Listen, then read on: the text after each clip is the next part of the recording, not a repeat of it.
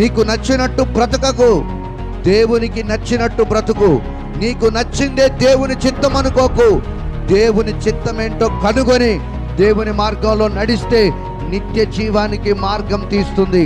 లేదు, నాకు సరైంది అనిపిస్తే అది తుదకు మరణ స్థితికి, నరక శిక్షకు పాత్రురాలుగా నిన్ను చేస్తుంది. జాగ్రత్త సుమా. అలాగే సామెతల గ్రంథం 14:12 కూడా ప్రభు మాట్లాడుతూ అంటాడు కదా, ఒకని ఎదుట సరైనదిగా కనబడు మార్గం కలదు, అయితే తుదకు అది మరణానికి త్రోవ తీస్తుంది. అది మరణంలోనికి నడిపిస్తుంది, అది పాపములోనికి నడిపిస్తుంది.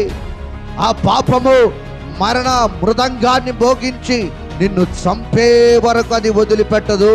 మీరు పాపములో పడిపోయి ప్రేమలు దోమలు అని పనికిమాలోలతో సహవాసం చేసి ఆత్మీయులతో సహవాసం చేయకుండా మీ జీవితాలు పాడు చేసుకొని, ఇదిగో ఇదే సరైంది, నేను అది అవునన్నా కాదన్నా నేను ఆమెనే చేసుకుంటాను, నేను వాన్నే చేసుకుంటానంటే, నిన్ను పుట్టినప్పుడే, నిన్ను పెరుగుతున్నప్పుడే నిన్ను చదివియకుండా గేదెల కాడికి పంపిస్తే నీ గతి ఏమవ్వు? వ్యవసాయం పనికి పంపిస్తే చదువు లేకుండా నీ గతి ఏమవ్వు?